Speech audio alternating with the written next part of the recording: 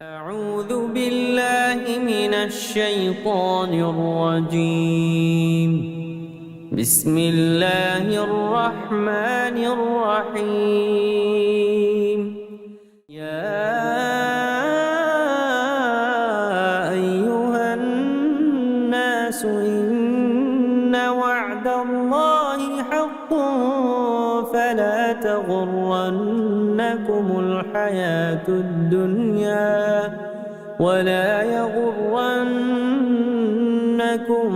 بالله الغرور.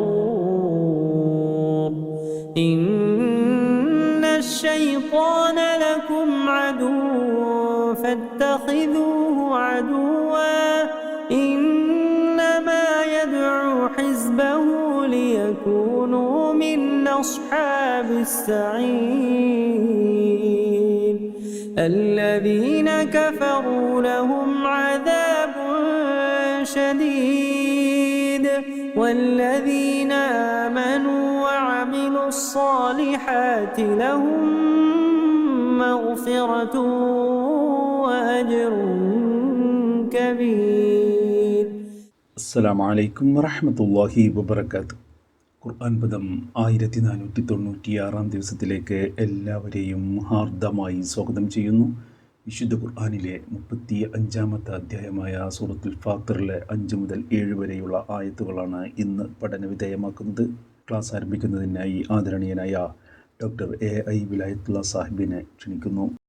അസ്സലാമു അലൈക്കും വറഹ്മത്തുള്ളാഹി വബറകാതുഹു. അഊദു ബില്ലാഹി മിനശ് ശൈത്വാനിർ റജീം. ബിസ്മില്ലാഹിർ റഹ്മാനിർ റഹീം. യാ അയ്യുഹൻ നാസു ഇന്ന വഅദല്ലാഹി ഹഖ് ഫലാ തഗുറന്നകുമുൽ ഹയാത്തുദ് ദുനിയ വലാ യഗുറന്നകും ബില്ലാഹിൽ ഗറൂർ.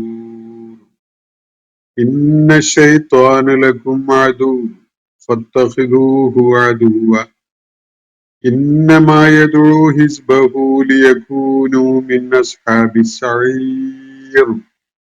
الذين كفروا لهم عذاب شديد والذين آمنوا وعملوا الصالحات لهم مغفرة وأجر كبير. صدق الله العلي العظيم. സൂറത്ത് ഫാത്തിറിലെ 5 മുതൽ 7 വരെയുള്ള ആയത്തുകളാണ് ഞാൻ നിങ്ങളെ കേൾപ്പിച്ചിട്ടുള്ളത്. ഈ സൂറത്തിന്റെ തുടക്കം മുതൽ ഉള്ള ആയത്തുകൾ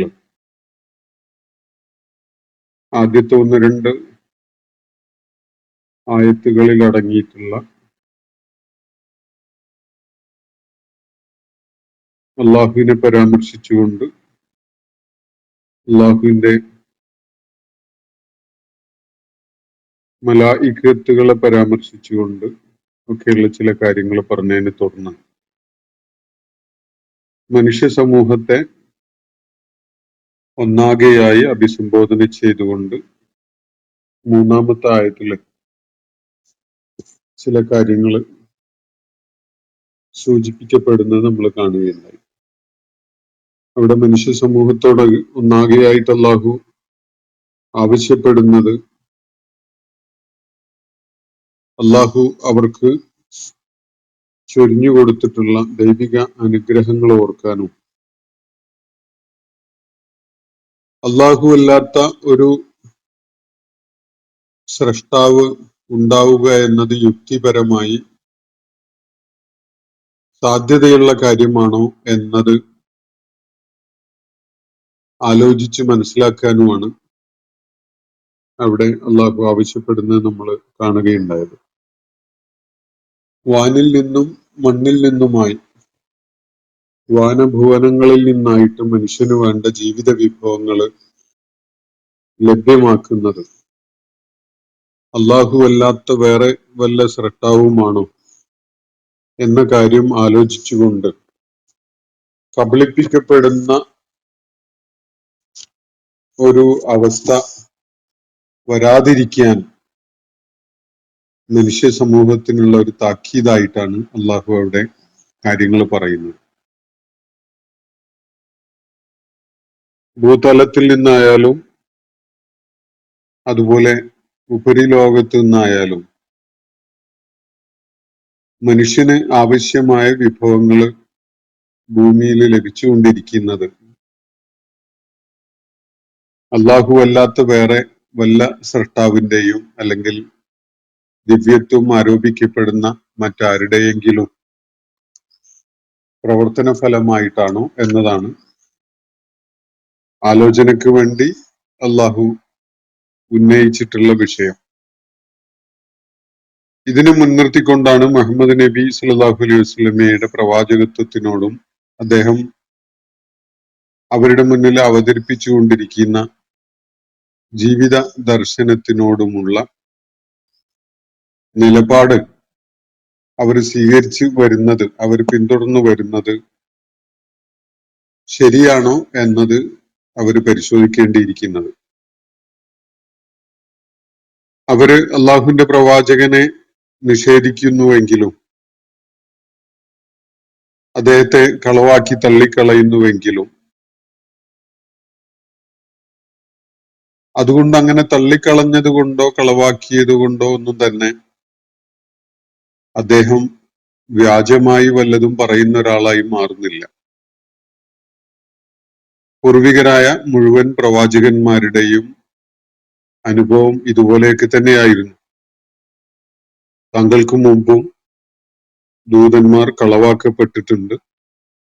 എന്നാൽ കാര്യങ്ങളൊക്കെ അന്തിമമായ തീർപ്പിനു വേണ്ടി അള്ളാഹുവിലേക്കാണ് തിരിച്ചയക്കപ്പെടാൻ പോകുന്നത് എന്ന് പറഞ്ഞുകൊണ്ടാണ് ആ ഭാഗം അവസാനിക്കുന്നത്. 4-ാമത്തെ ആയത്തിന്റെ അവസാന ഭാഗത്ത് പറയുന്ന കാര്യം അതാണ്, ഇലല്ലാഹി തുർജഉൽ ഉമൂർ എന്നത്. കാര്യങ്ങളിൽ അവസാന വാക്ക് ആവുന്ന വിധത്തില് ഒരു ഫൈനൽ സ്റ്റേറ്റ്മെന്റ് അല്ലെങ്കിൽ ഒരു ജഡ്ജ്മെന്റ് വരാൻ പോകുന്നത് ഏത് വിഷയത്തിലായാലും അള്ളാഹുവിന്റെ അടുക്കൽ നിന്നാണ്. ഒരു വിധി തീർപ്പ് ഏത് വിഷയത്തിലും അന്തിമമായിട്ട് വരുന്നത് അള്ളാഹുവിന്റെ അടുക്കൽ നിന്നാണ്. അതിനു വേണ്ടി കാര്യങ്ങളൊക്കെയും അള്ളാഹുവിന്റെ അടുക്കലേക്ക് തിരികെ എത്തിക്കപ്പെടുന്നതാണ്, തിരിച്ചയക്കപ്പെടുന്നതാണ് എന്നതാണ് ഇവിടെ സൂചിപ്പിക്കപ്പെട്ടിട്ടുള്ള കാര്യം. ഇത് അള്ളാഹുവിന്റെ ഒരു വാഗ്ദാനമാണ്. മനുഷ്യർക്ക് അവരുടെ യുക്തിയും ബുദ്ധിയും ഒക്കെ പ്രയോജനപ്പെടുത്തിക്കൊണ്ട് പല നിലപാടുകളും പല വിഷയങ്ങളിലും രൂപീകരിക്കാൻ സാധിക്കുമെങ്കിലും മനുഷ്യരെല്ലാവരും തന്നെ അത് സത്യസന്ധമായി നിർവഹിക്കുന്നവരാവണമെന്നില്ല. വ്യത്യസ്തമായ നിലപാടുകൾ സ്വീകരിക്കുന്നവര് പല താല്പര്യങ്ങളെയും മുൻനിർത്തിക്കൊണ്ട് നിലപാടുകൾ സ്വീകരിക്കുന്ന ആളുകളൊക്കെ ഉണ്ട്. അപ്പൊ ഇത് എവിടെ വെച്ച് അന്തിമമായിട്ട് ഇതിലൊക്കെ ഒരു തീർപ്പുണ്ടാകും എന്നത് സ്വാഭാവികമായിട്ടും മനുഷ്യന് ആലോചിക്കാനിടയുള്ള ഒരു കാര്യമാണ്. അള്ളാഹു പറയുന്നത് തീർച്ചയായിട്ടും അങ്ങനെ ഒരു അവസരം വരാനിരിക്കുന്നുണ്ട്. കാര്യങ്ങളൊക്കെയും അള്ളാഹുവിന്റെ അടുക്കലേക്ക് മടക്കപ്പെടുന്ന, കാര്യങ്ങളിൽ അന്തിമമായ ഒരു തീർപ്പുണ്ടാകുന്ന ഒരു നാള് തീർച്ചയായും സംഭവിക്കുക തന്നെ ചെയ്യും. ഇത് ഇങ്ങനെ ഒരു തീർപ്പിന്റെ, വിധി തീർപ്പിന്റെ നാള്, എല്ലാ കാര്യത്തിലുമുള്ള അള്ളാഹുവിന്റെ ജഡ്ജ്മെന്റ് ഉണ്ടാകുന്ന ഒരു നാള് സംഭവിക്കാനിരിക്കുന്നു എന്നത് അള്ളാഹു ഒരു വാഗ്ദാനമായിട്ടാണ്, അതേപോലെ ഒരു മുന്നറിയിപ്പും താക്കീതും എന്ന നിലക്കൊക്കെയുമാണ് ഇവിടെ പറഞ്ഞു വെച്ചിട്ടുള്ളത്. എന്നിട്ട് അതിനെ തുടർന്നാണ് ഇന്ന് നമ്മൾ വായിച്ചു വെച്ചിട്ടുള്ള ആയത്തുകള് ആശയപരമായി അതിന്റെ തുടർച്ചയായിട്ടാണ് വരുന്നത്. നമുക്ക് ആ ആയത്തുകളൊന്ന് വിശദമായിട്ട് പരിശോധിക്കാം. യാ അയ്യുഹന്നാസ് ഇന്ന വഅദല്ലാഹി ഹഖ്ഖുൻ.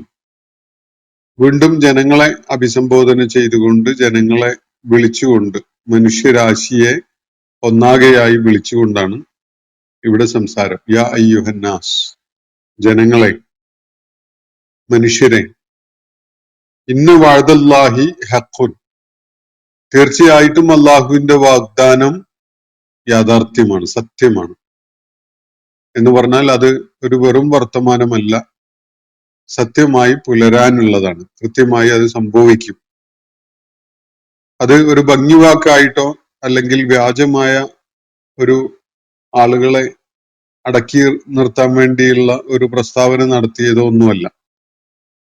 യാ അയ്യുഹന്നാസ് ഇന്ന വഅദല്ലാഹി ഹഖ്ഖുൻ. ഇവിടെ വഅദല്ലാഹി എന്ന് പറയുന്നത് അള്ളാഹുവിന്റെ വാഗ്ദാനം എന്ന വിധത്തിൽ പരാമർശിക്കപ്പെടുന്നത് ആ ആയത്തുകളുടെ തുടർച്ച പരിശോധിക്കുമ്പോൾ നമുക്ക് മനസ്സിലാക്കാൻ സാധിക്കും കാര്യങ്ങളൊക്കെയും അള്ളാഹുവിന്റെ അടുക്കലേക്ക് തിരികെ അയക്കപ്പെടുകയും അവയുടെ വിഷയത്തില് ഒരു വിധി തീർപ്പുണ്ടാവുകയും ചെയ്യുന്ന ഒരു നാള് വരാനിരിക്കുന്നു എന്ന് തൊട്ടു മുകളിൽ പറഞ്ഞിട്ടുള്ള സംഗതിയാണ് ഇവിടെ അള്ളാഹുവിന്റെ വാഗ്ദാനം എന്ന നിലക്ക് പരാമർശിക്കപ്പെടുന്നത് എന്നത് മനസ്സിലാക്കാൻ പ്രയാസമില്ല. അപ്പൊ അള്ളാഹുവിന്റെ ഒരു വാഴ്താണ് കാര്യങ്ങളൊക്കെയും അവന്റെ അടുക്കലേക്ക് തിരികെ അയക്കപ്പെടും എന്നതും അതിനെ അടിസ്ഥാനപ്പെടുത്തിക്കൊണ്ട് അള്ളാഹുവിന്റെ എല്ലാ വിഷയങ്ങളിലുമുള്ള വിധി തീർപ്പ് ഉണ്ടാകുന്നതുമാണ് എന്നത്. ഇത് അള്ളാഹുവിന്റെ ഒരു വാഗ്ദാനമാണ്, മുൻകൂട്ടി നമ്മളെ അറിയിച്ചിട്ടുള്ള സംഭവിക്കുമെന്ന് തീർച്ചപ്പെടുത്താവുന്ന ഒരു കാര്യമാണ്. ഈ വാഗ്ദാനം സംഭവിക്കുകയില്ല, അത് ഒരു പൊളിയായ വാഗ്ദാനമാണ് എന്നൊന്നും ആരും കരുതേണ്ടതില്ല. തീർച്ചയായിട്ടും മുഴുവൻ മനുഷ്യരെയും അഭിസംബോധന ചെയ്തുകൊണ്ട് അള്ളാഹു അറിയിക്കുന്ന കാര്യം ഇന്ന വഅദല്ലാഹി ഹഖ്ഖുൻ, തീർച്ചയായിട്ടും അള്ളാഹുവിന്റെ വാഗ്ദാനം യാഥാർത്ഥ്യം ആണ്, സത്യമാണ് എന്നതാണ്. അതുകൊണ്ട് ഫലാ തഗുറന്നകുമുൽ ഹയാത്തു ദുനിയ, ഈ ഐഹിക ജീവിതം നിങ്ങളെ വഞ്ചിതരാക്കാതിരിക്കട്ടെ എന്നാണ് അള്ളാഹു തുറന്നു പറയുന്നത്. ഫലാ തഗുറന്നകുമുൽ ഹയാത്തു ദുനിയ. അൽ ഹയാത്തു ദുനിയ എന്ന് പറഞ്ഞാൽ ഈ ഐഹിക ലോകത്തെ ജീവിതം, പാരത്രിക ലോക ജീവിതമല്ല. ഈ ഭൂമിയിൽ നമ്മളിപ്പോ ജീവിക്കുന്ന ഈ ജീവിതം, അത് നിങ്ങളെ വഞ്ചിതരാക്കാതിരിക്കട്ടെ എന്നാണ് അള്ളാഹു ഇവിടെ പറയുന്നത്. എങ്ങനെയാണ് ഭൂമിയിലെ ഈ ജീവിതം നമ്മളെ വഞ്ചിതരാക്കുന്നത് എന്നത് ആലോചിക്കാവുന്നതാണ്. കാര്യങ്ങളുടെ യാഥാർത്ഥ്യം മനസ്സിലാക്കാതെ അല്ലെങ്കിൽ മനസ്സിലാക്കാൻ കഴിയാതെ മനുഷ്യര് പലതിന്റെയും പുറകെ പോകുന്ന ഒരു കാഴ്ച നമുക്ക് ഒന്ന് ചുറ്റും തിരിഞ്ഞു നോക്കിയാൽ കാണാൻ കഴിയും. മനുഷ്യനെ കബളിപ്പിക്കുന്ന പല മോഹനതകളും ഈ ജീവിതത്തിൽ നമ്മുടെ മുന്നിലൊക്കെ ഉണ്ട്. വർണ്ണങ്ങളായിട്ടും അതുപോലെയുള്ള നമുക്ക് വലിയ പാഷൻ ഉണ്ടാക്കുന്ന സംഗതികളായും നമ്മളെ വൈകാരികമായി കീഴ്പ്പെടുത്തുന്ന കാര്യങ്ങളായും ഒക്കെ പലതും നമ്മുടെ ജീവിതത്തിലുണ്ട്. അള്ളാഹുവിനെ കുറിച്ചുള്ള ഒരു തിരിച്ചറിവില്ലാതെ, ജീവിതം എന്താണ് എന്നത് വ്യക്തമായ ബോധ്യമില്ലാതെ ഏത് കാര്യത്തിലും നമ്മൾ നിലപാട് സ്വീകരിക്കുമ്പോൾ നമ്മൾ യഥാർത്ഥത്തിൽ വഞ്ചിതരാവുകയാണ്. പല ആളുകളും ഐഹിക നേട്ടങ്ങളുടെ സമ്പത്ത് വാരിക്കൂട്ടാൻ അല്ലെങ്കിൽ പ്രസിദ്ധി നേടാൻ അല്ലെങ്കിൽ വലിയ പദവിയും സ്വാധീനവും ഒക്കെയുള്ള സ്ഥാനങ്ങളിലെത്താൻ ഒക്കെയുള്ള വല്ലാത്ത ആവേശം കാണിച്ചുകൊണ്ടുള്ള ഓട്ടം പലരും കാണിക്കുന്നത് കാണാൻ കഴിയും. യഥാർത്ഥത്തിൽ ജീവിതത്തിന്റെ ലക്ഷ്യം എന്ത് എന്നത് തിരിച്ചറിഞ്ഞിരുന്നെങ്കിൽ, അത് ഉൾക്കൊണ്ടിരുന്നെങ്കിൽ അവയിൽ പലതും വേണ്ടതില്ല എന്ന് വെക്കാൻ മനുഷ്യന് സാധിക്കും. കാരണം ജീവിതം ഇതൊന്നും വാരിക്കൂട്ടാൻ വേണ്ടിയുള്ളതല്ല. അതൊന്നും ആത്യന്തികമായിട്ട് ഈ വളരെ ദൈർഘ്യം കുറഞ്ഞ ഈ ജീവിതകാലത്തിനപ്പുറത്തേക്ക് യാതൊരു പ്രയോജനവുമുള്ള സംഗതികളല്ല എന്നത് തിരിച്ചറിയുമ്പോൾ എന്തിനു വേണ്ടിയുള്ളതാണ് ഈ ഭൗതിക ലോകത്തെ ജീവിതം എന്നത് മനസ്സിലാകുമ്പോൾ അത്തരം നമ്മളെ കബളിപ്പിക്കുന്ന, വഞ്ചിതരാക്കുന്ന വിധത്തിലുള്ള സംഗതികളുടെ പുറകെ ഓടാൻ നമ്മൾ സന്നദ്ധരല്ലാതെയായി മാറും. ജീവിതത്തിനെ കുറിച്ച് ശരിയായ ബോധം ഉണ്ടാവുക എന്നത്, എന്താണ് ജീവിതം എന്നത്, എന്തിനു വേണ്ടിയുള്ളതാണ് എന്നത് കൃത്യമായൊരു ബോധം ഉണ്ടാകുന്നതോടെ എന്തിനു വേണ്ടി പണിയെടുക്കണം, എന്തിനു വേണ്ടി പ്രയത്നിക്കണം, എന്തിനു വേണ്ടി ശ്രമിച്ചുകൊണ്ടിരിക്കണം എന്നതിലൊക്കെ മനുഷ്യനൊരു കൃത്യത കൈവരിക്കാൻ സാധിക്കും. എന്നാൽ അതിനെക്കുറിച്ച് വേണ്ട ബോധമില്ലാതെ, അള്ളാഹുവിനെ തിരിച്ചറിയാതെ, ജീവിതം എന്നത് എന്താണ് എന്നത് മനസ്സിലാവാതെ ശരീരത്തിന്റെ പല സമ്മർദ്ദങ്ങളുടെയും പ്രേരണയിൽ, അതുപോലെ മനസ്സിന്റെ പല പ്രേരണകളുടെയും അടിസ്ഥാനത്തില് മനുഷ്യൻ പലതിന്റെയും പുറകെ ഒരു തിരിഞ്ഞുനോട്ടം പോലും ഇല്ലാതെ ഓടിക്കൊണ്ടിരിക്കുന്ന ഒരു കാഴ്ച നമുക്കൊക്കെ കാണാൻ പറ്റുന്നു. യഥാർത്ഥത്തിൽ ആളുകൾ ഐഹിക ജീവിതം കാരണമായി വഞ്ചിതരാവുകയാണ് അത്തരം രംഗങ്ങളിലൊക്കെ തന്നെയുള്ളത്. തന്റെ ദൈവികമായി നൽകപ്പെട്ടിട്ടുള്ള സകല കഴിവുകളും സകല സിദ്ധികളും മനുഷ്യൻ പ്രയോജനപ്പെടുത്തിക്കൊണ്ട് സാക്ഷാത്കരിക്കാൻ വേണ്ടി ചില ലക്ഷ്യങ്ങളൊക്കെ മുന്നിൽ കാണാറുണ്ട്. അത് ഭൗതിക ജീവിതത്തിൽ ഉണ്ടാക്കാൻ ഉദ്ദേശിച്ചിട്ടുള്ള ചില ലക്ഷ്യസാക്ഷാത്കാരങ്ങളാണെങ്കിൽ തീർച്ചയായിട്ടും വളരെ കുറഞ്ഞൊരു സമയത്തിനുള്ളിൽ അവന് നിരാശ പിടികൂടും. കാരണം ഇത് തീർത്തും നശ്വരമാണ്. നമ്മളിവിടെ നേടുന്ന നേട്ടങ്ങള് അനന്തമായിട്ട് നമുക്ക് പ്രയോജനപ്പെടുന്ന ഒരു സംഗതിയാണെങ്കിൽ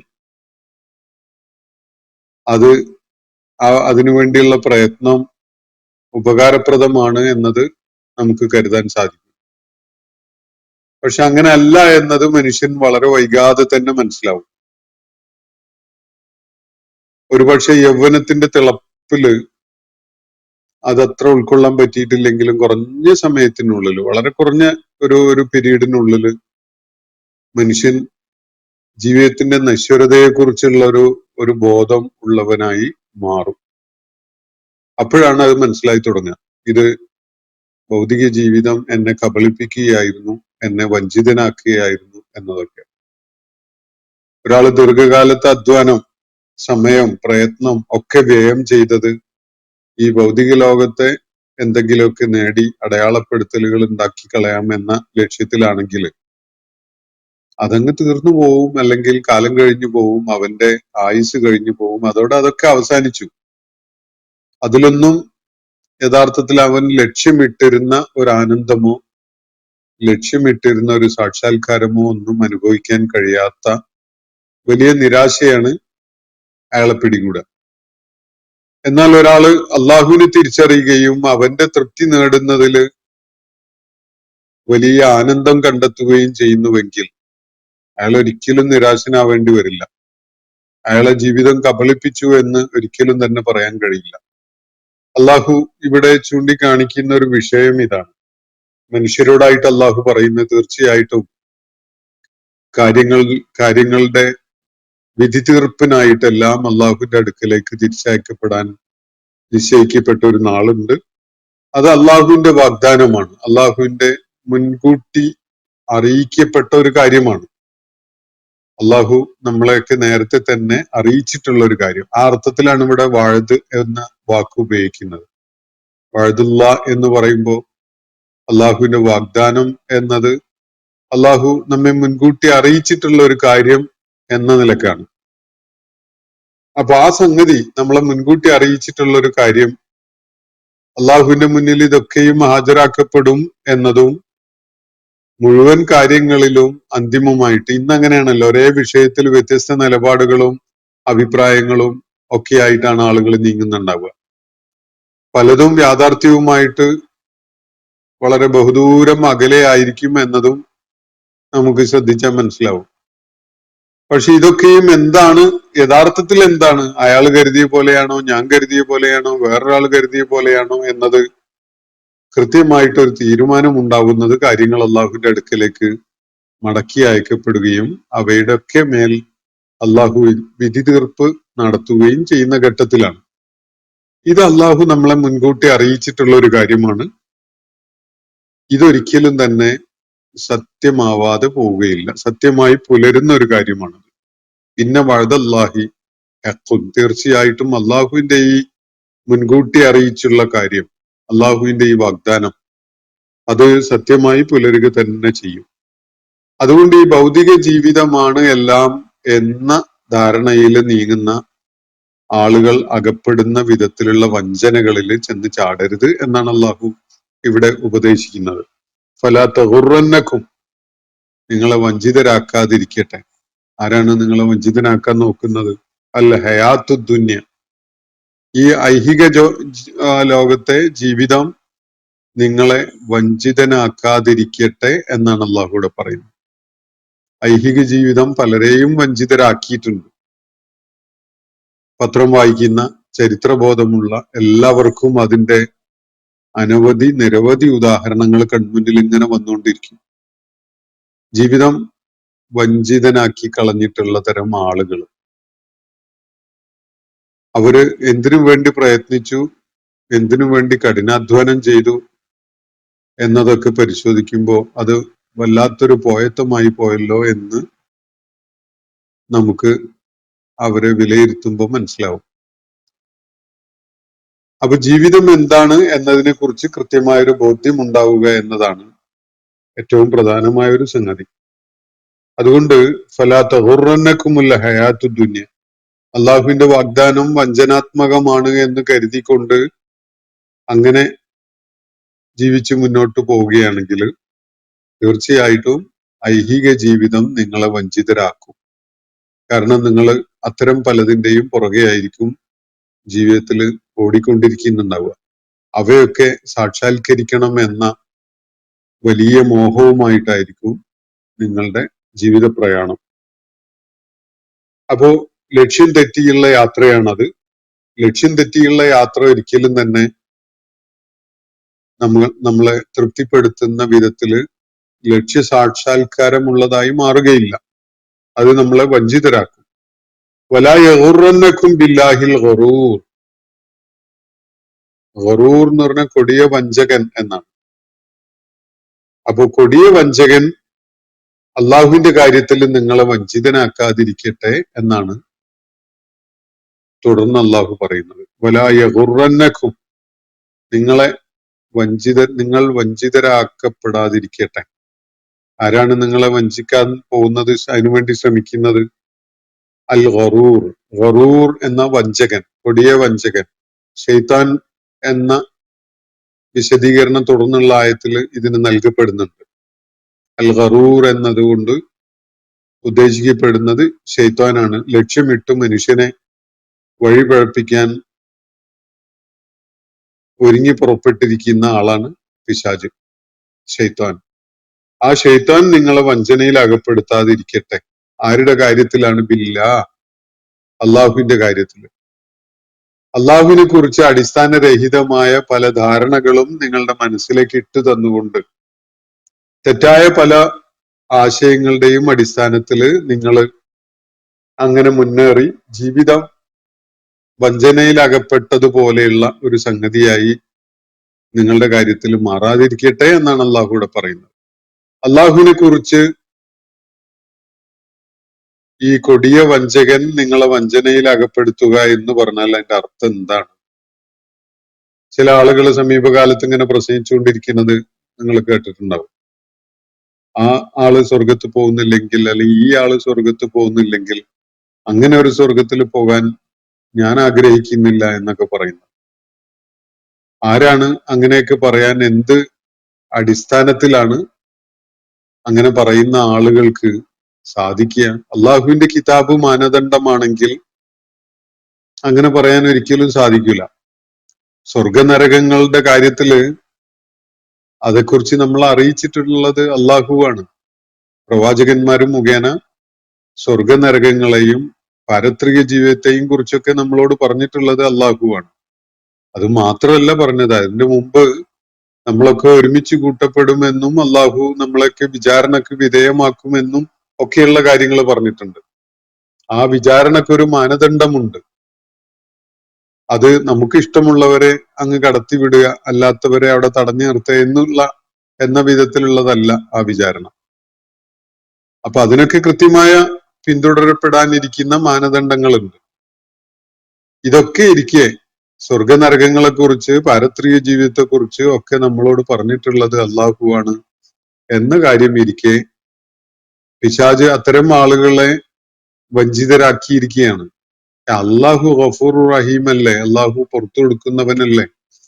അവന് പ്രവർത്തനങ്ങൾ മാത്രമല്ലേ നോക്കുള്ളൂ, മനസ്സിൽ എന്താണ്, അല്ലെങ്കിൽ അവർ പറഞ്ഞുകൊണ്ടിരിക്കുന്ന എന്താണ്, അവരുടെ വിശ്വാസം എന്താണ് എന്നതല്ലല്ലോ പ്രശ്നം എന്നൊക്കെയുള്ള നിലക്ക് ആളുകള് അങ്ങനെ പറഞ്ഞുകൊണ്ടിരിക്കുകയാണ്. അപ്പൊ അവര് കാണുന്ന ചില നന്മകളായിട്ട് അവര് മനസ്സിലാക്കുന്ന ഒരു സംഗതി, അതൊക്കെ യഥാർത്ഥത്തില് നന്മകളാണോ എന്നത് അള്ളാഹുവിന്റെ മാനദണ്ഡം വെച്ചുകൊണ്ട് പരിശോധിക്കുമ്പോൾ നന്മകളാവില്ല. കാരണം ഭൂമുഖത്ത് എനിക്കോ നിങ്ങൾക്കോ ഒരു നന്മയും ചെയ്യാൻ ഒരാവശ്യവും ഉണ്ടാകുമായിരുന്നില്ല അള്ളാഹു അങ്ങനെ ഒരു സ്പേസ് വെച്ചിട്ടുണ്ടായിരുന്നില്ലെങ്കിൽ. അള്ളാഹുവിന് ചെയ്യാൻ കഴിയാത്ത ഒരു കാര്യം നമ്മൾ ചെയ്യുന്നതല്ല. യഥാർത്ഥത്തിൽ അള്ളാഹുവിനെ തിരിച്ചറിഞ്ഞുകൊണ്ടും ഉൾക്കൊണ്ടുകൊണ്ടും നമ്മുടെ പാരത്രിക നേട്ടം ലക്ഷ്യം വെച്ചുകൊണ്ട് നന്മ ചെയ്യാൻ അള്ളാഹു നമുക്ക് അവസരം തന്നതാണ്. അതിലൂടെ നമ്മൾ ലക്ഷ്യമിടുന്നത് അള്ളാഹുവിന്റെ തൃപ്തി നേടുക എന്നതാണ്. ഇവിടെ എല്ലാവർക്കും സുഭിക്ഷതയുണ്ടാവുക, എല്ലാവർക്കും സുഖക്ഷേമകരമായ അവസ്ഥ ഉണ്ടാവുക എന്നത് കേവലമായ ലക്ഷ്യമായിരുന്നെങ്കിൽ അള്ളാഹുവിനെ സംബന്ധിച്ചിടത്തോളം അങ്ങനെ ഒരു സാഹചര്യം ഇവിടെ ഒരുക്കുക എന്നത് യാതൊരു പ്രയാസവുമുള്ള കാര്യമല്ല. അപ്പൊ ആളുകള് അള്ളാഹുവിനെ മാറ്റി നിർത്തി, അള്ളാഹുവിന്റെ മാർഗദർശനത്തെ മാറ്റി നിർത്തി നന്മ ചെയ്തുകൊണ്ട് അങ്ങ് മുന്നേറിക്കളയാം എന്ന ഒരു വ്യാമോഹത്തിലാണ് എങ്കിൽ അവര് സ്വയം വഞ്ചിതരാകുന്ന ഒരു കാഴ്ച മാത്രമാണ് അത് നമുക്ക് നൽകുന്നത്. കാരണം നന്മ നമ്മൾ ചെയ്തത് കൊണ്ട് മാത്രമേ ഉണ്ടാവുള്ളൂ എന്നത് നമ്മളുടെ ഒരു മൂഢധാരണയാണ്. ഇപ്പൊ നമ്മള് ഒരു ഉദാഹരണം പറഞ്ഞാൽ, കുടിവെള്ളം കിട്ടാതെ ബുദ്ധിമുട്ടുന്ന ആളുകൾക്ക് വെള്ളം എത്തിച്ചു കൊടുക്കുക എന്നുള്ളത് വലിയൊരു സേവനാണല്ലോ, അല്ലെ? നമുക്കതിന് അങ്ങനെ ഒരു സുഹൃതം ചെയ്യുന്നതിന് തീർച്ചയായിട്ടും അള്ളാഹു അവനെ ലക്ഷ്യം വെച്ചുകൊണ്ടാണ് നമ്മൾ അത് ചെയ്യുന്നതെങ്കിൽ അള്ളാഹു നമുക്കതിന് വലിയ പരിഗണന നൽകും, വലിയ പ്രതിഫലം നൽകും. പക്ഷെ അള്ളാഹുവിനെ സംബന്ധിച്ചിടത്തോളം നമ്മുടെ ഈ സേവനം ഒന്നും ആവശ്യമില്ല എന്ന വിധത്തിലാക്കി മാറ്റാൻ എന്തെങ്കിലും പ്രയാസം ഉണ്ടാവും. ഒരു മഴ പെയ്ച്ചാൽ ആ ഉദ്ദേശിച്ച ഇടങ്ങളിൽ ആവശ്യത്തിന് വെള്ളം സമൃദ്ധമായി ലഭിക്കുന്ന ഒരവസ്ഥ സൃഷ്ടിക്കാൻ അള്ളാഹുവിന് എന്ത് പ്രയാസമാണുള്ളത്? ഒരു പ്രയാസവും ഇല്ല. അപ്പൊ കുടിവെള്ളം കിട്ടാതെ പ്രയാസപ്പെടുന്ന ആളുകളെ സഹായിക്കാൻ യഥാർത്ഥത്തില് അള്ളാഹുവിന്റെ തൃപ്തി ആഗ്രഹിച്ചുകൊണ്ട് നമുക്ക് അങ്ങനെ ചെയ്യാൻ അള്ളാഹു അവസരം തന്നതാണ്. അത് നമ്മൾ മനസ്സിലാക്കാതെ പോവുകയാണ്. എന്നിട്ട് ആ അള്ളാഹുവിനെ തന്നെ തിരിച്ചറിയാതെ അവന്റെ തൃപ്തി ലക്ഷ്യം വെച്ചുകൊണ്ട് ആണ് ഞാൻ ചെയ്യുന്നത് എന്ന കാര്യം മനസ്സിലാക്കാതെ, അല്ലെങ്കിൽ അങ്ങനെ ഒരു ബോധ്യമില്ലാതെ അത് ചെയ്ത് അള്ളാഹുവിനെ ധിക്കരിക്കുകയോ തള്ളിപ്പറയുകയോ ഒക്കെ ചെയ്തുകൊണ്ട് തന്നെ സ്വർഗം നേടിക്കളയാം എന്നാണ് ആരെങ്കിലും വ്യാമോഹിക്കുന്നതെങ്കിൽ അള്ളാഹുവിന് ചെയ്യാൻ പറ്റാത്തൊരു പണി ചെയ്തു എന്നൊരു ബോധമാണല്ലോ അവന്റെ മനസ്സിലുണ്ടാവുക. അള്ളാഹുവിനെ ധിക്കരിച്ചുകൊണ്ട് അള്ളാഹുവിനെ അംഗീകരിക്കാതെ കണ്ട് നന്മ ചെയ്ത് ഞാൻ ഭയങ്കരനായി മാറും എന്നൊരു തോന്നല്. യഥാർത്ഥത്തിൽ അത് തന്നെ നമ്മളെ വഞ്ചിതനാക്കുന്ന തരമൊരു ചിന്തയാണ്. അപ്പൊ ആളുകൾ ഇങ്ങനെ അള്ളാഹുവിന്റെ കാര്യത്തില് ഈ കൊടിയ വഞ്ചകൻ നമ്മളെ കബളിപ്പിക്കുന്ന, നമ്മളെ വഞ്ചിതനാക്കുന്ന ഒരുപാട് സാഹചര്യങ്ങളും സന്ദർഭങ്ങളും ഒക്കെ ഉണ്ട്. നമ്മുടെ രഹസ്യവും പരസ്യവും ഒക്കെ അറിയുന്ന, എല്ലാം അറിയുന്ന, യാതൊന്നും അവനിൽ നിന്ന് മറഞ്ഞു കിടക്കുന്നില്ലാത്ത ശക്തിയാണ് യഥാർത്ഥത്തിൽ അള്ളാഹു. അപ്പോ നമ്മൾ അള്ളാഹുവിൽ നിന്ന് വല്ലതും മറച്ചു വെക്കുന്നുവെങ്കിൽ അള്ളാഹു അത് അറിയുന്നുണ്ട്. അവന്റെ തൃപ്തിക്ക് വേണ്ടിയാണോ അതല്ല ജനങ്ങൾ എന്നെ പറ്റി വലിയ അംഗീകാരം നൽകുന്ന, അല്ലെങ്കിൽ വലിയ പുരസ്കാരങ്ങളോ അല്ലെങ്കിൽ നമ്മളെ പുകഴ്ത്തിക്കൊണ്ടുള്ള സംസാരമോ ഒക്കെ നടത്താൻ ആഗ്രഹിച്ചുകൊണ്ടാണോ ഞാൻ നന്മ ചെയ്യുന്നത്, അതല്ല അള്ളാഹുവിന്റെ തൃപ്തി ആഗ്രഹിച്ചുകൊണ്ടാണോ എന്നതൊക്കെ വളരെ സൂക്ഷ്മമായിട്ട് മനസ്സിലാക്കാൻ കഴിയുന്നവനാണ് അള്ളാഹു. ഈ കൃത്യമായ ഒരു ധാരണ അള്ളാഹുവിനെ കുറിച്ച് ഇല്ലാതെയാണ് ഒരാള് വല്ലതുമൊക്കെ ചെയ്തുകൊണ്ടിരിക്കുന്നതെങ്കിൽ അള്ളാഹുവിന്റെ കാര്യത്തിൽ അയാൾ വഞ്ചിതനാവുകയാണ്. ആ വിധത്തിൽ അയാളുടെ മനസ്സിനെ പിശാച് പ്രേരിപ്പിച്ചുകൊണ്ടേയിരിക്കും.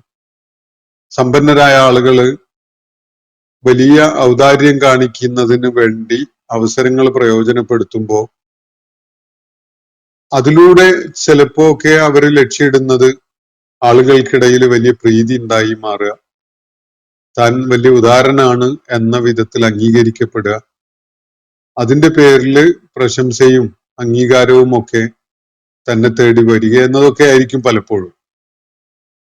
ഇത് യഥാർത്ഥത്തില് പിശാജ് അയാളെ വഞ്ചിതനാക്കുന്ന ഒരു കാര്യമാണ്. ഒന്നാമതായിട്ട് അയാൾ സമ്പന്നനായത് ആര് കാരണമായിട്ടാണ്? ആരാണ് അയാൾക്ക് സമൃദ്ധിയും വലിയ സമ്പത്തും ഒക്കെ നൽകിയിട്ടുള്ളത്? ആ റബ്ബിനെ തിരിച്ചറിയാതെയാണ് ഈ കാര്യങ്ങൾ അയാൾ ചെയ്യുന്നതെങ്കിൽ അള്ളാഹുവിനെ കുറിച്ചുള്ള ധാരണയിൽ അയാള് ഈ കൊടിയ വഞ്ചകന്റെ ചതിയിൽ അകപ്പെട്ടു എന്ന് തന്നെ നമ്മൾ മനസ്സിലാക്കേണ്ടി വരും. അപ്പൊ ഇവിടെ മനുഷ്യരാശിയോട് ഒന്നാകെയായിട്ട് അള്ളാഹു പറയുന്ന കാര്യം, അള്ളാഹുവിടെ നടത്തിയിട്ടുള്ള വാഗ്ദാനം ഉണ്ടല്ലോ, എല്ലാം അവനിലേക്ക് തിരിച്ചയക്കപ്പെടാൻ പോകുന്നു, എല്ലാറ്റിന്റെ പേരിലും അവന്റെ വിധി തീർപ്പുണ്ടാവാൻ നിശ്ചയിക്കപ്പെട്ട ഒരു സമയമുണ്ട് തുടങ്ങിയിട്ടുള്ള കാര്യങ്ങൾ. ഈ വാഗ്ദാനം സത്യമായി പുലരും എന്നതിൽ യാതൊരു സംശയവും വേണ്ടതില്ല. ഈ ഭൗതിക ജീവിതത്തിന്റെ പല ആകർഷണീയതയും നിങ്ങളെ വഞ്ചിതരാക്കാതിരിക്കട്ടെ. അതാണ് ജീവിതം എന്നൊരു തെറ്റിദ്ധാരണ നിങ്ങൾക്ക് ഉണ്ടാവാൻ ഇടയാവാതിരിക്കട്ടെ. അതുപോലെ അള്ളാഹുവിനെ കുറിച്ച് ശരിയായ ധാരണ വെച്ച് പുലർത്തുന്നതിന് പകരം അടിസ്ഥാനരഹിതമായ പല തോന്നലുകളും അള്ളാഹുവിനെ കുറിച്ച് വെച്ച് പുലർത്താൻ നിങ്ങളെ പ്രേരിപ്പിക്കുന്ന കൊടിയ ശത്രു, കൊടിയ വഞ്ചകൻ, അവൻ നിങ്ങളെ വഞ്ചനയിൽ അകപ്പെടുത്താതിരിക്കട്ടെ എന്നാണ് അള്ളാഹുവിടെ പറയുന്നത്. അപ്പൊ നമുക്ക് വായിൽ തോന്നുന്ന, മനസ്സിൽ തോന്നുന്ന കാര്യം വായ കൊണ്ട് വിളിച്ചു പറയുന്ന ഒരു രീതി അള്ളാഹുവുമായി ബന്ധപ്പെട്ടുകൊണ്ട് ആരും സ്വീകരിക്കാൻ നിൽക്കണ്ട. അള്ളാഹു എന്താണോ അവന്റെ കിതാബിലൂടെ നമ്മൾ അറിയിച്ചിട്ടുള്ളത് അതാണ് നമുക്ക് മാർഗദർശകമായിട്ട് നിലകൊള്ളേണ്ടത്. ആര് സ്വർഗത്ത് പോവും, ആര് നരകത്ത് പോവും എന്നതൊക്കെ ചില മാനദണ്ഡങ്ങളെ അടിസ്ഥാനപ്പെടുത്തിക്കൊണ്ടാണ് നിർണയിക്കപ്പെടുന്നത് എന്നത് അള്ളാഹുവിന്റെ ഗ്രന്ഥം നമ്മളെ ബോധ്യപ്പെടുത്തി തരുന്നുണ്ട്. അത് നമുക്ക് വെളിപ്പെടുത്തി തന്നിട്ടുണ്ട്. അക്കാര്യങ്ങളിൽ ഒന്നും തന്നെ നമ്മളുടെ വ്യാമോഹങ്ങളാണ് പ്രയോഗത്തിൽ വരിക എന്ന ഒരു തെറ്റിദ്ധാരണ ആർക്കും വേണ്ടതില്ല. വലാ യഗുറന്നക്കും ബില്ലാഹിൽ ഗറൂർ. ഈ കൊടിയ വഞ്ചകൻ നിങ്ങളെ അള്ളാഹുമായി ബന്ധപ്പെട്ട കാര്യങ്ങളിൽ വഞ്ചനയിൽ അകപ്പെടുത്താതിരിക്കട്ടെ എന്നാണ് അള്ളാഹുവിടെ പറയുന്നത്. അള്ളാഹുവിനെ കുറിച്ച് വ്യാജമായ, അടിസ്ഥാനരഹിതമായ ധാരണകൾ നിങ്ങളുടെ മനസ്സിൽ രൂപപ്പെടുത്തിയിട്ട് അള്ളാഹുവിനെ കുറിച്ച് ശരിയല്ലാത്ത പല ധാരണകളും നിങ്ങളുടെ മനസ്സിൽ ഉണ്ടാക്കിയെടുത്തിട്ട് നിങ്ങളെ വഞ്ചനയിൽ അകപ്പെടുത്താൻ വേണ്ടി പിശാച് നിരന്തരമായി ശ്രമിച്ചുകൊണ്ടിരിക്കുകയാണ്. അപ്പോ മറ്റൊരു വഞ്ചനയിൽ അകപ്പെടുന്ന ഒരു വിഷയം പറയുകയാണെങ്കിൽ, ഒരാൾക്ക് ജീവിതത്തിൽ വലിയ ഐശ്വര്യമുണ്ടായി, സമ്പത്തും അതുപോലെയുള്ള ഐശ്വര്യമൊക്കെ ഒരുപാടുണ്ടായി. അപ്പൊ അയാൾ തെറ്റിദ്ധരിക്കുകയാണ്, അള്ളാഹു എന്നെ വല്ലാതെ ഇഷ്ടപ്പെടുന്നുണ്ട്, എന്റെ അയൽവാസി വളരെ ദരിദ്രനാണ്, അള്ളാഹുവിന് അയാളോട് യാതൊരു ഇഷ്ടവുമില്ല, എന്നോടാണ് ഇഷ്ടം എന്ന് ഒരാള് കരുതുന്നുണ്ടെങ്കിൽ അത് അവന്റെ മനസ്സ് വഞ്ചിതനാകുന്നതിന്റെ നല്ലൊരു ഉദാഹരണമാണ്. അള്ളാഹു സഹായിക്കൂലെന്നോ അള്ളാഹു നമുക്ക് അനുഗ്രഹങ്ങൾ നമ്മളെ ഇഷ്ടപ്പെട്ടത് കൊണ്ട് തരൂലെന്നൊന്നുമല്ല. പക്ഷെ അള്ളാഹു അനുഗ്രഹങ്ങൾ നൽകുന്നതും നൽകാതിരിക്കുന്നതും ഒരുപോലെ നമുക്കുള്ള പരീക്ഷണമായിട്ടാണ് എന്നത് വിശുദ്ധ ഖുർആൻ വെളിപ്പെടുത്തിയിട്ടുണ്ട്. നമ്മളത് പലപ്പോഴും മനസ്സിലാക്കിയിട്ടുള്ള കാര്യമാണ്. അപ്പോ സമ്പത്തും സന്താനങ്ങളും ആൾബലവും സ്വാധീനവും അധികാരവും ഒക്കെ നമുക്ക് ലഭിക്കുന്നുണ്ടെങ്കിൽ അത് നമ്മൾ എന്ത് നിലപാട് സ്വീകരിക്കുന്നു എന്നത് പരീക്ഷിക്കുന്നതിന് വേണ്ടി അള്ളാഹു നൽകിയിട്ടുള്ളത് മാത്രമാണ്. ഒരാൾക്ക് ദാരിദ്ര്യവും കഷ്ടപ്പാടും പ്രതിസന്ധിയും വിഷമങ്ങളും ഒക്കെയാണ് നിരന്തരം ഉണ്ടാവുന്നത് എങ്കിൽ അതിന്റെ അർത്ഥം അള്ളാഹുവിന് അയാളെ ഇഷ്ടമില്ല, അള്ളാഹുവിന്റെ തൃപ്തി നേടാൻ അയാൾക്ക് സാധിച്ചിട്ടില്ല എന്നല്ല. അയാളെ അള്ളാഹു വീണ്ടും മറ്റൊരു പരീക്ഷണത്തിന് വിധേയമാക്കിയിരിക്കുകയാണ് എന്നാണ് അതിന്റെ അർത്ഥം. അള്ളാഹു നൽകിയിട്ടുള്ള ആ പ്രയാസങ്ങളുടെ സാഹചര്യങ്ങളെ സഹനത്തോടുകൂടി നേരിടാനും അതുപോലെ ക്ഷമ അവലംബിക്കാനും അള്ളാഹുവിൽ പ്രതീക്ഷ അർപ്പിച്ചുകൊണ്ട് നിലക്കൊള്ളാനും അയാൾക്ക് സാധിക്കുന്നുണ്ടോ എന്നതാണ് അള്ളാഹു അവിടെ പരീക്ഷിക്കുന്നത്. അള്ളാഹു ഒരു പക്ഷെ ആ ദരിദ്രനായ കഷ്ടപ്പാടുകളിൽ അകപ്പെട്ടിട്ടുള്ള ആളെ ആയിരിക്കും ആ സമ്പന്നനായ ആളെക്കാൾ ഏറെ ഇഷ്ടപ്പെടുന്നുണ്ടാവുക. അപ്പൊ ഇങ്ങനെയുള്ള തെറ്റായ ധാരണകള് അള്ളാഹുവിനെ കുറിച്ച് വെച്ച് പുലർത്താൻ കാരണമായിക്കൊണ്ട് നിങ്ങൾ പിശാചിന്റെ വഞ്ചനയിൽ അകപ്പെടാതിരിക്കട്ടെ എന്നാണ് അള്ളാഹുവിടെ പറയുന്നത്. വലാ യഗുറന്നക്കും ബില്ലാഹിൽ ഗറൂർ. അള്ളാഹുവിന്റെ കാര്യത്തില് നിങ്ങൾ ഈ കൊടിയ വഞ്ചകന്റെ ചതിയിലകപ്പെടാതിരിക്കട്ടെ എന്നാണ്. ഇന്ന് ഷെയ്ത്താനുലക്കും അദുവ്വുൻ, നിശ്ചയമായിട്ടും പിശാജ് ഷെയ്ത്താൻ നിങ്ങളുടെ ശത്രുവാണ്. ഫത്തഖിദൂഹു അദുവ്വ, അവനെ നിങ്ങൾ ശത്രുവായിട്ട് സ്വീകരിക്കുക, മിത്രമായിട്ടല്ല സ്വീകരിക്കേണ്ടത്. പലപ്പോഴും പിശാജ് ഷെയ്ത്താൻ നമ്മളെ സമീപിക്കുന്നുണ്ടാവുക വളരെ നമുക്ക് വേണ്ടപ്പെട്ട ഒരാള് എന്നുള്ള നിലക്കായിരിക്കും. നമുക്ക് വളരെ ഇഷ്ടപ്പെട്ട തൃപ്തിപ്പെട്ട ഒരാള് എന്ന നിലക്കൊക്കെ ആയിരിക്കും പിശാജ് നമ്മളിൽ ആക്ട് ചെയ്തു തുടങ്ങുന്നുണ്ടാവുക. മനസ്സിലാക്കേണ്ട ഒരു കാര്യം, നമുക്ക് ഇഷ്ടപ്പെടുക, നമുക്ക് വളരെയേറെ വേണ്ടപ്പെട്ട ഒരാള് എന്ന തോന്നലുണ്ടാവുക എന്നതല്ല യഥാർത്ഥത്തിൽ. അതിലൂടെ നമ്മൾ നയിക്കപ്പെടുന്നത് എന്തിലേക്കാണ് എന്നത് പരിശോധിച്ചാൽ നമ്മളുടെ മനസ്സിനങ്ങ് വലിച്ചു കൊണ്ടുപോകുന്ന ആ ഇഷ്ടമുണ്ടല്ലോ, അത് നല്ലതാണോ ചീത്തയാണോ ചതിയാണോ എന്നൊക്കെയുള്ള കാര്യം മനസ്സിലാക്കാൻ സാധിക്കും. തീർച്ചയായിട്ടും പിശാച് നിങ്ങളുടെ ശത്രുവാണ്. അവനെ മിത്രമായിട്ട് കാണരുത്, അവനെ ശത്രുവായിട്ട് തന്നെ കാണണം. ഇതാണ് അള്ളാഹു ആവശ്യപ്പെടുന്നത്. ഫത്തഖിദൂഹു അദുവ്വ, അവനെ അദുവായിട്ട് തന്നെ കാണുക, സ്വീകരിക്കുക. ഇന്നമാ യദൂ ഹിസ്ബഹു ലിയകൂനു മിൻ അസ്ഹാബി സഈർ. എന്നിട്ട് അള്ളാഹു പറയുന്നത്, പിശാച് നിങ്ങളെ അവരെ വിളിച്ചുകൊണ്ടിരിക്കുന്നത്, തന്റെ ആളുകളെ, തന്റെ സംഘത്തെ വിളിച്ചുകൊണ്ടിരിക്കുന്നത് ലിയകൂനു മിൻ അസ്ഹാബി സഈർ, കരിച്ചു കളയുന്ന നരകത്തിന്റെ ആളുകളാകുന്നതിന് വേണ്ടിയാണ് എന്നാണ്. പിശാചിന്റെ അനുയായി വൃന്ദത്തിനെ വിളിച്ചുകൊണ്ടിരിക്കുന്നത് എന്തിലേക്കാണ്? നമുക്ക് വലിയ മോഹന വാഗ്ദാനങ്ങളൊക്കെ തന്നുകൊണ്ടായിരിക്കും പിശാച് നമ്മളെ പ്രേരിപ്പിച്ച് പ്രലോഭിപ്പിച്ച് കൊണ്ടുപോകുന്നുണ്ടാകുക. പക്ഷെ പിശാചിന്റെ അനുയായികളാകുന്ന ആളുകളെ പിശാച് എങ്ങോട്ട് കൊണ്ടുപോകാൻ വേണ്ടിയാണ് ഈ വിളിക്കുന്നത്? അതാണ് അള്ളാഹുവിടെ വ്യക്തമാക്കുന്നത്. ലിയകൂനു മിൻ അസ്ഹാബി സഈർ, കരിച്ചു കളയുന്ന. സഈർ എന്നത് നരകത്തെ സൂചിപ്പിക്കുന്ന ഒരു വാക്കാണ്. കരിച്ചു കളയുന്ന, നമ്മൾ വെന്തെരിയാൻ കാരണമാവുന്ന നരകത്തിലേക്ക് എത്തിച്ചേരുവാൻ, അങ്ങനെ നരകത്തിന്റെ അസ്ഹാബില് പെടുവാൻ വേണ്ടിയാണ് പിശാചി നമ്മളെ വിളിച്ചുകൊണ്ടിരിക്കുന്നത്. പിശാചിന്റെ ഹിസ്ബ് എന്ന് പറഞ്ഞ സംഘം അല്ലെങ്കിൽ കൂട്ടായ്മ എന്നൊക്കെയുള്ള അർത്ഥമാണ്. അപ്പോ പിശാചിന്റെ അനുയായി വൃന്ദങ്ങളെ പിശാച് വിളിച്ചുകൊണ്ടിരിക്കുന്നത് എങ്ങോട്ട് പോകാനാണ്? എവിടെ എത്താനാണ്? അസ്ഹാബു സഈർ ആകുന്നതിന് വേണ്ടിയാണ്. അല്ലാതെ വിജയത്തിലേക്ക് എത്താൻ വേണ്ടി ഒരിക്കലും പിശാച് നിങ്ങളെ നന്മയിലേക്ക്, ആത്യന്തികമായ വിജയം ലഭിക്കുന്നതിന് വേണ്ടി ഒന്നും പിശാച് ആരെയും വിളിക്കൂല. അതുകൊണ്ട് പിശാചിനെ പിശാചായിട്ട് തന്നെ കാണണം, പിശാചിനെ ശത്രുവായിട്ട് കാണണം, മിത്രമായിട്ട് കാണരുത്. ഇതാണ് അള്ളാഹുവിടെ പറയുന്ന കാര്യം. അല്ലദീന കഫറൂ ലഹും അദാബുൻ ശദീദ്, നന്ദികേട് കാണിക്കുന്ന നിഷേധികൾക്ക് തീർച്ചയായിട്ടും കഠിനമായ ശിക്ഷയാണുള്ളത്. വല്ലദീന ആമനു വഅമിലു സ്വാലിഹാത്തി, വിശ്വാസം ഉൾക്കൊള്ളുകയും സൽക്കർമ്മങ്ങളിൽ വ്യാപൃതരാകുകയും ചെയ്യുന്ന ആളുകൾക്ക് ലഹും മഗ്ഫിറത്തുൻ വ അജ്റുൻ കബീർ, അവർക്ക് പാപമോചനമുണ്ട്, അതേപോലെ തന്നെ വലിയ പ്രതിഫലവുമുണ്ട്.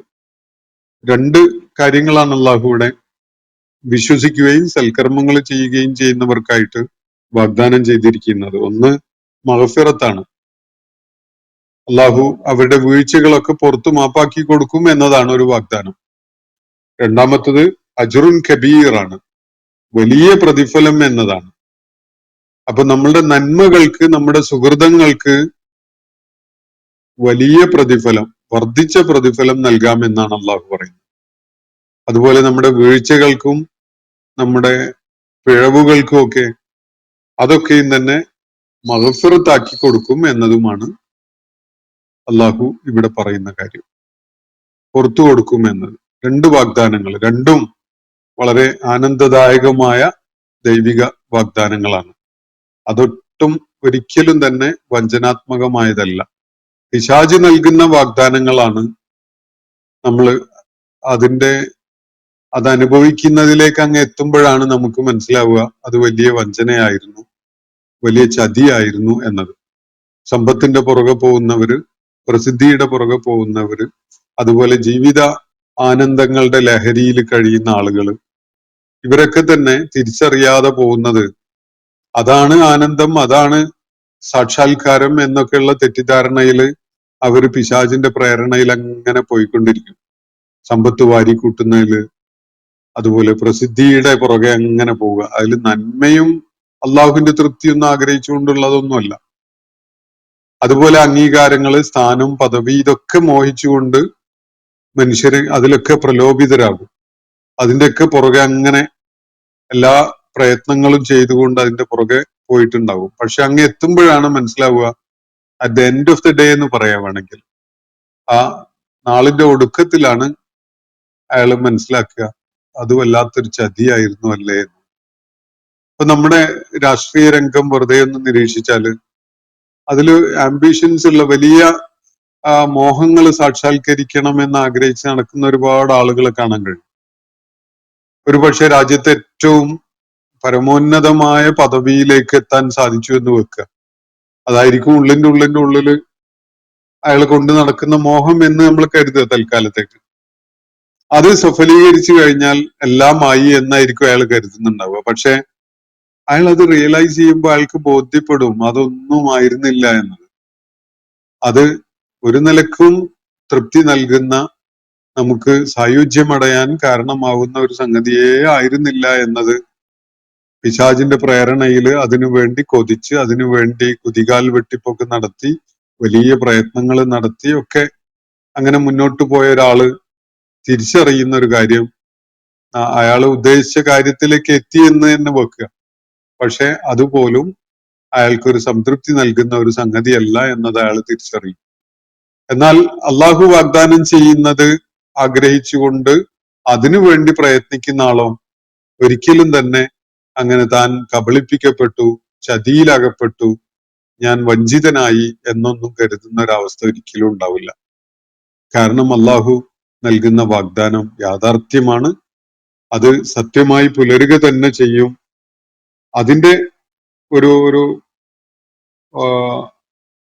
ഒരു അനുഭവം എങ്ങനെയാണ് എന്നതാണ് ഈ ഞാനിന്ന് നിങ്ങളെ കേൾപ്പിച്ചിട്ടുള്ള ഈ 7-ാമത്തെ ആയത്തില്, അവസാനത്തെ ഇന്ന് നമ്മൾ പഠന വിധേയമാക്കുന്നതിൽ അവസാനത്തെ ആയത്ത് വ്യക്തമാക്കുന്നത്.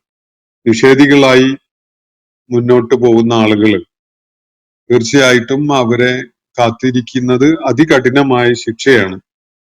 അതാണ് അവർക്ക് ജീവിതാന്ത്യത്തില് അഭിമുഖീകരിക്കാനുള്ളത്. എന്നാൽ വിശ്വാസവും സൽപ്രവർത്തനങ്ങളുമായിട്ട് മുന്നോട്ട് പോയ ആളോ, അയാളെ കാത്തിരിക്കുന്നത് ഇരട്ട സന്തോഷങ്ങളാണ്. ഒന്ന് അള്ളാഹുവിന്റെ മഗ്ഫിറത്താണ്. ആർക്കും ഉണ്ടാകും അള്ളാഹുവുമായിട്ട് അള്ളാഹുവിന്റെ വിലയിരുത്തലില് മനസ്സിന് പ്രയാസം സൃഷ്ടിക്കുന്നതായ പല സംഗതികളും. അള്ളാഹുവിന്റെ മഗ്ഫിറത്ത് കൊണ്ട് മാത്രം മുക്തി നേടാൻ കഴിയുന്ന പല കാര്യങ്ങളും ഏതൊരാൾക്കും ഉണ്ടാവും. അള്ളാഹു അതിനെ എനിക്ക് മഗ്ഫിറത്ത് തരും എന്നത് മനസ്സിലാക്കുന്നത്, അത് നൽകുന്ന ഒരു സന്തോഷം വളരെ കൂടിയ, വളരെ ഉയർന്ന നിലക്കുള്ള ഒരു സന്തോഷമാണ്. അതേപോലെ തന്നെ എൻ്റെ ചെറിയ ചെറിയ നന്മകൾക്ക് പോലും അള്ളാഹു വലിയ പ്രതിഫലമാണ് തരാൻ പോകുന്നത് എന്നതോ, അതും മനുഷ്യന് വല്ലാത്ത ആനന്ദം പകരുന്ന ഒരു കാര്യമാണ് എന്നതാണ് നമുക്ക് മനസ്സിലാക്കാൻ സാധിക്കുക. ഇന്നത്തെ സെഷൻ ഞാനിവിടെ അവസാനിപ്പിക്കുകയാണ്. വാഹൃദാവാന അനിൽ ഹംദുലില്ലാഹി റബ്ബിൽ ആലമീൻ. അസ്സലാമു അലൈക്കും വറഹ്മത്തുള്ളാഹി വബറകാതുഹു. ഇന്നത്തെ ഖുർആൻ പദം ഇവിടെ സമാപിക്കുന്നു. ഖുർആൻ പഠനത്തിൽ പങ്കെടുത്ത എല്ലാവർക്കും അല്ലാഹു അർഹമായ പ്രതിഫലം നൽകി അനുഗ്രഹിക്കട്ടെ. വആഖിർ ദഅവാന അനിൽ ഹംദുലില്ലാഹി റബ്ബിൽ ആലമീൻ. അസ്സലാമു അലൈക്കും വറഹ്മത്തുള്ളാഹി വബറകാതുഹു.